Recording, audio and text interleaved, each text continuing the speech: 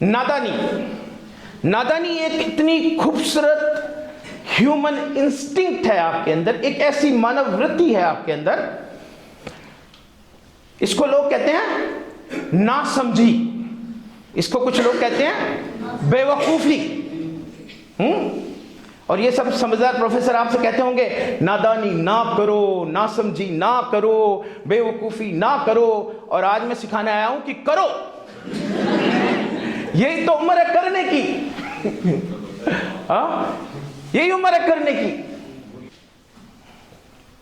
किताबों से न दानिश की फरावानी से आया है, सलीका जिंदगी का दिल की नादानी से आया है। समझदार लोगों से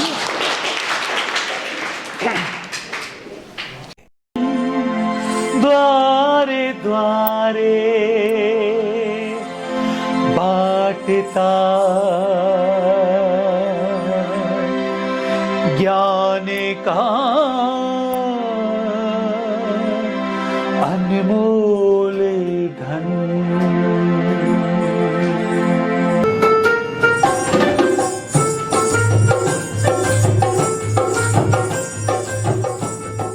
कुछ ऐसा भी बताया जाए लाइफ में जो आपकी जिंदगी में बेहतरीन काम आता हो।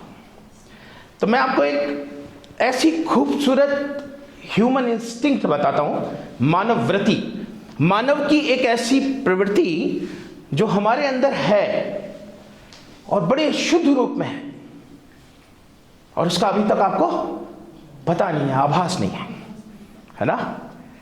उस चीज का नाम है नादानी। नादानी। नादानी एक इतनी खूबसूरत ह्यूमन इंस्टिंक्ट है आपके अंदर, एक ऐसी मानव वृत्ति है आपके अंदर। इसको लोग कहते हैं नासमझी, इसको कुछ लोग कहते हैं बेवकूफी। और ये सब समझदार प्रोफेसर आपसे कहते होंगे नादानी ना करो, नासमझी ना करो, बेवकूफी ना करो, और आज मैं सिखाने आया हूं कि करो। यही तो उम्र है करने की। यही उम्र है करने की। इसको करो और इसको समझ जाओगे ये इतनी सुंदर चीज है, तो ये प्रोफेसर सर भी मना नहीं करेंगे। नादानी, नासमझी, मासूमियत, जुनून, पागलपन, ये सब आपकी लाइफ में आता है तो रिफाइन कर देता है, आपको शानदार बनाता है। अब मैं आपको अब ये बड़ी उल्टी बात बता दी यार। आज तक तो लोग कहते थे ना करो, और आज ना सिखाने आए हैं कि करो। तो इसे फिलोसफिकली समझना तो पड़ेगा। फिलोसफी बड़ी खूबसूरत चीज है। एक शायर हुए हैं, बहुत अजीम शायर हुए हैं, अजीम कहते हैं थोड़े ग्रेट, फसीह अकमल नाम है उनका। क्या नाम है? फसीह अकमल। शाहजहांपुर एक जगह है उत्तर प्रदेश में, वहां के रहने वाले थे। उनका एक शेर सुनो और फिर इसको समझने की कोशिश करना। किताबों से न दानिश की फरावानी से आया है, सलीका जिंदगी का दिल की नादानी से आया है। किताबों से न दानिश की फरावानी से आया है। दानिश की फरावानी कहते हैं, दानिश कहते हैं अकलमंद को, दानिशमंद लोग मतलब बुद्धिमान लोग, समझदार लोग। ना तो किताबों से आया ना ही दानिश की फरावानी। फरावानी कहते हैं प्रचुरता, जिनमें बहुत ज्यादा समझदारी होती है ना? बहुत समझदार लोग, ये जितने भी बहुत समझदार लोग इस दुनिया में हैं, इनकी वजह से दुनिया में कोई तब्दीली नहीं हुई है। दुनिया में जो नया सलीका लाया है, दुनिया में जो नई तरीके आए हैं, दुनिया में जो आविष्कार हुए हैं, दुनिया में जो जितने भी विद्वानों ने कुछ परिवर्तन किए हैं, वो सारे दिल की नादानी वाले लोग थे। समझदार नहीं था उनमें से एक भी। समझदार हो ही नहीं सकते वो। आप सुनिए, दो चार उदाहरण सुनिए, फिर आपको ये शेर समझ में आएगा। दानिश कहते हैं अकलमंदी, फरावानी कहते हैं प्रचुरता। किताबों से न दानिश की फरावानी से आया है, सलीका जिंदगी का, जो कुछ भी हम जी रहे हैं आज, दिल की नादानी से आया। यार कमाल की बात कही है। अब समझो इसको। उदाहरण से समझो, 3-4 उदाहरण सुनाऊंगा आपको, है ना। और वादा है कि उसके बाद एग्रीकल्चर पढ़ना पड़ेगा।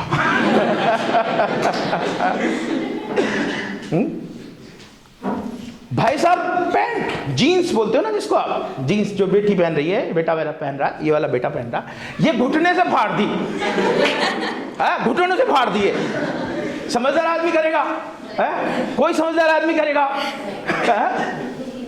कोई समझदार आदमी ये फाड़ा फूड़ी नहीं करेगा।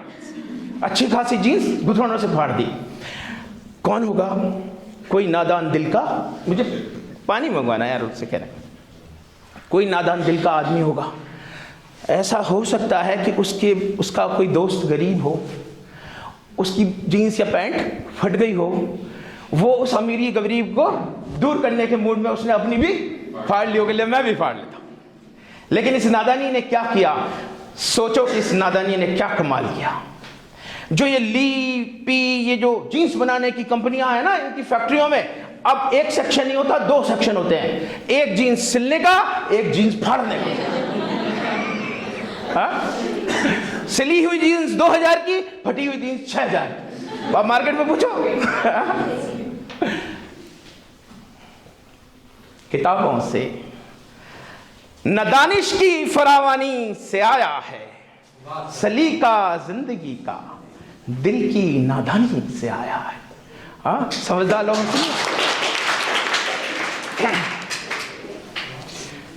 सुनिए, आविष्कारों की सुनिए आप। राइट ब्रदर्स का नाम सुना आप लोगों ने? राइट ब्रदर्स, है ना, जो एविएशन लाए, हवाई जहाज लाए दुनिया में। ओरविल नाम था एक का, है ओरविल, और एक था विल्बर। याद रखना, जनरलॉजी में काम आएगा। है ओरविल और विल्बर 2 भाई थे। उनके यहां पर साइकिल की दुकान थी, रिंच विंच सारी चीजें थी। साइकिल असेंबल करके बेचते थे। पिताजी का बिजनेस था, दादाजी का बिजनेस था। कैरोलिना जगह थी, अमेरिका की कैरोलिना। क्या करते थे? साइकिल असेंबल करके बेचते थे।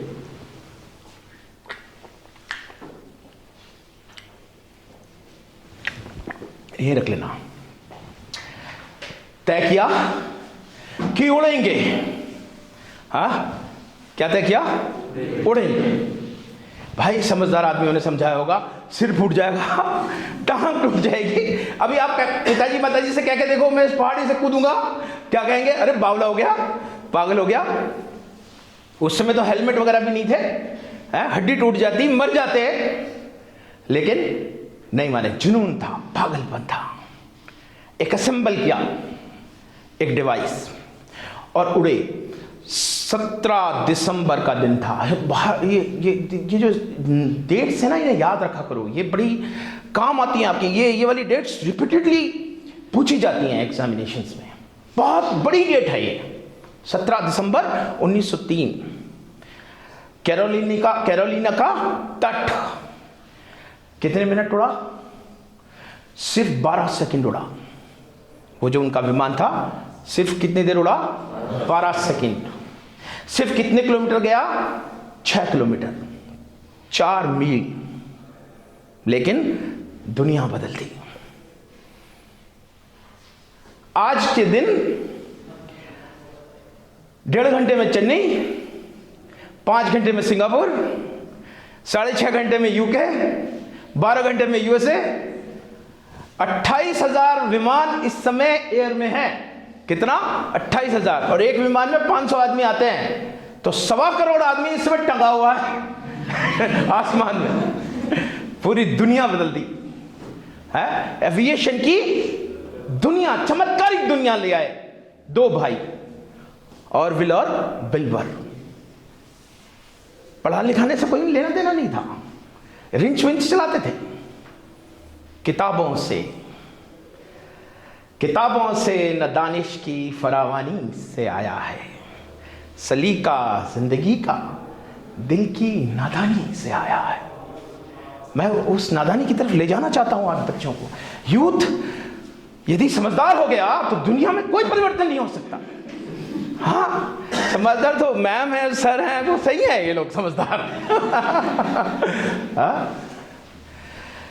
और सुनिए आप, दुनिया की कितने भी किस्से उठा के देख लो, कितने भी किस्से, आप कहेंगे कोई साहब हमें तो आप बहुत बड़े आइंस्टीन साइंटिस्ट हुए हैं। एल्बर्ट आइंस्टीन सुना आपने नाम? फिजिक्स पढ़ा है कोई बच्चा? फिजिक्स 12th में साइंस के बैकग्राउंड के बच्चे आते हैं यहाँ?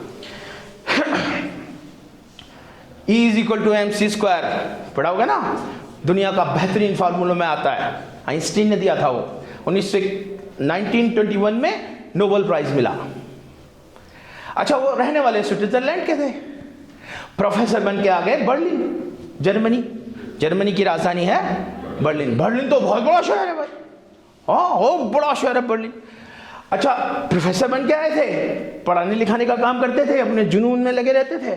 कुछ पता नहीं, बग्गी वाला आता था, घोड़े वाला आता था, बग्गी वाला आता था, डिपार्टमेंट से घर पहुंचा देता था, घर दिला दिया किसी स्टूडेंट ने, और फिर अपने काम में लग जाते थे, और फिर घर से डिपार्टमेंट पहुंच जाते थे। बग्गी आती थी, बग्गी से आते थे, बग्गी से चले जाते थे, अपने काम में लगे रहते थे। ना तो उन्हें ये पता कि वो किस जगह रहते हैं, ना ये पता किस स्ट्रीट में रहते हैं, ना ये पता किस इलाके में रहते हैं। हाँ, मासूमियत देखिए, दीवानगी देखिए अपने काम के प्रति। समझदार आदमी तो सबसे पहले पूछेगा ना, भाई कौन सा मोहल्ला है, कहाँ से बस स्टैंड कितनी दूर है, फलाने कौन सी है, पड़ोस में कौन रह रहा है। समझदार आदमी तो ये करेगा ना। मासूमियत देखिए उस आदमी की। और हुआ ये कि एक बार कॉन्फ्रेंस में गए तो वो घोड़े वाला रेलवे स्टेशन छोड़ के आ गया, रेलवे स्टेशन से कॉन्फ्रेंस में चले गए, कॉन्फ्रेंस से वापस लौटे, रेलवे स्टेशन पे उतरे, टेलीफोन तो थे नहीं, घोड़े वाले को वापस बुला देते। उतर के बोले यार मुझे जाना कहाँ है, साला याद ही नहीं आ रहा कौन सी स्ट्रीट, कौन सा एरिया, कौन से मोहल्ले में जाऊं। तो उन्होंने एक घोड़े वाले से पूछा, जो घोड़े तांगे वाले से, कि भाई तुम एल्बर्ट आइंस्टीन को जानते हो? तो उसने कहा सर कौन नहीं जानता, पूरा जर्मन जानता है। बहुत बड़े आदमी थे, नोबेल प्राइज मिल गए। बोले अच्छा तुमने उनका घर देखा है? उसने कहा हाँ सर देखा है। क्या अच्छा तो मुझे छोड़ दो यार। तो वो बैठ गया उसमें घोड़े में। अब घोड़े वाला जो, अब देखो अब घोड़े वाले के दिमाग क्या काम कर रहा है, यंग लड़का था आप जैसा, उसका दिमाग ये काम कर रहा है यार ये तो मेरी मार्केटिंग में काम आएगा कि आइंस्टीन साहब से मिलने कोई बड़ा ही आदमी आया होगा, भाई छोटा मोटा आदमी तो आएगा क्यों है, और देखने में भी सूट बूट पहन रखा है, तो इसका मार्केटिंग में उपयोग करूंगा कि मैं एल्बर्ट साहब के मिलने आए थे, वो बड़े आदमी को छोड़ के आया। इसलिए उसने मंशा बना दी। जब वो उसने उतार रहा था उनको, जब उन्होंने एल्बर्ट साहब ने उसको पैसे दिए तो उन्होंने पूछा सर आप कौन है जो एल्बर्ट साहब के यहाँ मिलने आए हैं, कौन है आप? तो एल्बर्ट साहब बोले भाई सुन मैं एल्बर्ट आइंस्टीन ही हूँ घर का पता भूल गया था, थैंक यू तुम्हें पहुँचा दिया। हाँ? ये मासूमियत, ये पागलपन, ये दीवानगी, ये जुनून काम के प्रति कि उसे पता ही नहीं है कि वो कहाँ है, ये नादानी, ये इनडिसिप्लिन नहीं होता नादानी का मतलब। हम भी मैं समझा रहा हूँ नादानी करो, उसका मतलब आप उठाओ और इनडिसिप्लिन करो। हाँ, इनडिसिप्लिन नहीं है नादानी। नादानी किसी को नुकसान नहीं पहुंचाती, किसी को हर्ट नहीं करती। नादानी जुनून है, नादानी मासूमियत है। किताबों से न दानिश की फरावानी से आया है, सलीका जिंदगी का दिल की नादानी से आया है। आपको एक बहुत ताज्जुब की कहानी सुनाता हूँ। एक जोहान डियरजन से, जोहान डियरजन पोलैंड के रहने वाले थे। बहुत मासूम कहानी है, सुनो कितनी खूबसूरत कहानी। जोहान डियरजन एक व्यक्ति थे पोलैंड के, बेचारे पिताजी किसान थे, गरीब किसान थे। आप में से कई से लोग किसान के बच्चे होंगे। तो पिताजी ने कहा यार हाँ मैं खेती वेती करता रहा, तू पढ़ ले बेटा, जैसे आप लोगों को पढ़ा रहे हैं ना पिताजी, पढ़ ले। उसने कहा पढ़ लेता हूँ। तो डियरजन साहब को पढ़ने भेज दिया। किस चीज़ की पढ़ाई की? थियोलॉजी समझते हो आप? धर्मशास्त्र। उस समय ऐसे फिजिक्स केमिस्ट्री मैथ लॉ नहीं होते थे। धर्मशास्त्र की पढ़ाई की। धर्मशास्त्र की पढ़ाई करके क्या बन गए? पादरी बन गए, चर्च के ना, रोमन का कैथोलिक चर्च था, उसके पादरी बन गए। अब वहां पादरी बन करके तो मजे ही थे भाई। सभी लोग चरण वरण छू रहे हैं और वो करवा रहे हैं और प्रसाद आ रहा है, सब बढ़िया था। लेकिन हुआ क्या कि वहां एक नियम था रोमन कैथोलिक चर्च का कि जो पोप होते हैं उनके, वो जो कुछ कह दे वो अचूक है, उसको कहते हैं अचूकता का सिद्धांत, द लॉ ऑफ इनफेलिबिलिटी। या आप लॉ में आपके रेफरेंस में आएगा कहीं, लॉ ऑफ इनफेलिबिलिटी, यानी वो गलत कह ही नहीं सकते। अचूकता का सिद्धांत, आपने जो कह दिया मतलब कह दिया, वो तो गलत कह ही नहीं सकते। लेकिन जोहान बोले यार वो भी तो व्यक्ति है, कह क्यों नहीं सकते गलती तो उनसे भी हो सकती है। तो क्या हुआ होगा सोचो भाई, महारानी एलिजाबेथ भी जिनके खिलाफ नहीं बोल सकती, बड़े बड़े राजा फ्रांस के और इंग्लैंड के भी जिनके खिलाफ कुछ नहीं बोल सकते, वहां एक छोटे से चर्च के पादरी ने ये नादानी दिखा दी, ये मासूमियत दिखा दी कि नहीं भाई मेरी समझ में तो ईश्वर के बनाए हुए किसी भी व्यक्ति से गलती हो सकती है। लॉ ऑफ इनफेलिबिलिटी, अचूकता का सिद्धांत ठीक नहीं है। क्या हुआ होगा, लात मार के बाहर निकाल दिया अच्छा बकवास करते हो, तब बेचारे गांव आ गए मक्खी मारने है? आप लोग यदि किसी कोई काम ना हो घर में क्या करते हो जाके, ये तो कहता है अरे मक्खी मारेगा, मगर उसने मक्खी मारी नहीं, उसने मक्खी पाली। उसको लगा यार ये जो मधुमक्खी है इसके लोग छत्ते उजाड़ देते हैं, जैसे मेरा घर उजाड़ दिया है ना, निकाल के भगा दिया, मेरे परिवार सब गड़बड़, ये और शहद ले जाते हैं इस बेचारी का। क्यों ना मैं इसका एक घर बनाऊं, इसको पालूं और ऐसा कुछ व्यवस्था करूं कि जो ये शहद है इसका ये भी खा ले और थोड़ा बहुत हमें भी मिल जाए। पहला साइंटिफिक छत्ता किसका, मधुमक्खी पालन का, हनी बी का जोहान ने बनाया। कितने साल लगे, 45 साल की मेहनत के बाद 45 इयर्स काम किया। क्या है आज, $9 बिलियन की इंडस्ट्री है शहद पालन दुनिया के अंदर। हम लोग खाते हैं चीनी गुड़, और फॉरेन कंट्रीज में क्या खाते हैं, शहद, हनी ज्यादा खाते हैं। आप लोग भी हनी, आप लोग क्या किसानों के यहाँ हनी के वो डिब्बे यदि लगा दो तो आपको तो कोई मेहनत ही नहीं करनी। हनी के डिब्बे में पानी पिलाना, ना चारा डालना भैंस का, ना दूध निकालना, वो तो खुद ही मधुमक्खी करती रहती है। और आप सिर्फ अपना 7वें दिन थोड़ा सा जो शहद है निकाल लें, थोड़ा सा उस पर लेने दें, ठीक है, देना राजेश मुझे पानी। तो ये कौन थे, ये दिल की नादानी के लोग थे जिन्होंने दुनिया में तब्दीलियां लाई। सल्यूट तो उसको भी मारो जिसने जीन्स फाड़ी है, ठीक है, सल्यूट तो उसका भी है जिसने जीन्स फाड़ी है। हा? एक मैसेज देना चाहता हूं प्यारे बच्चों, जो दुनिया कर रही है उसको तो अच्छे से कर लो, लेकिन आपका दिमाग एक ऐसी चीज लीक से हटके सिलेक्ट करना चाहिए जिस पर आप अपना जुनून, अपना पागलपन, अपनी दीवानगी, अपनी नादानी उपयोग में ला सको।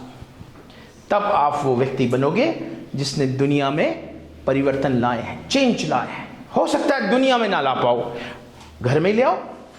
आप में से कोई जज बन गया तो फैमिली कैसे क्या होगी है? आप में से कोई ये जो जुनून है, ये जो नादानी है, जो ये मासूमियत है, ये जो पागलपन है, इसके बिना दुनिया में कोई अचीवमेंट नहीं है। ये बात आप समझ के रखो अपने दिमाग में। हर चीज में जिस चीज को आप पकड़ते हो उसमें जुनून चाहिए, पागलपन चाहिए, नादानी चाहिए। क्या आप युवा हैं, अपने सपनों को सजाना चाहते हैं, हुनर को दमकाना चाहते हैं, दुनिया में कुछ करके दिखाना चाहते हैं, तो आइए ह्यूमन डिविनिटी मिशन से जुड़िए, HDM के फेलो बनिए। द्वारे द्वारे बाटता ज्ञान का अनमोल धन। HDM फेलो प्रोग्राम से जुड़ने के लिए HDM पोर्टल पर आइए, HDM फेलो प्रोग्राम पेज खोलिए, एंट्रीज भरिए और सबमिट करिए। ह्यूमन डिविनिटी मिशन युवाओं के लिए एक एजुकेशनल प्रोग्राम है जिसकी कोई फीस नहीं है, कोई शुल्क नहीं है। ह्यूमन डिविनिटी मिशन के प्लेटफॉर्म पर पार्टिसिपेट करने के लिए आप अपने टैलेंट की एंट्रीज भेज सकते हैं। पोर्टल पर आइए, HTM youth flair list page खोलिए, ध्यान से पढ़िए, अपनी परफॉर्मेंस की वीडियो बनाइए और हमें भेजिए।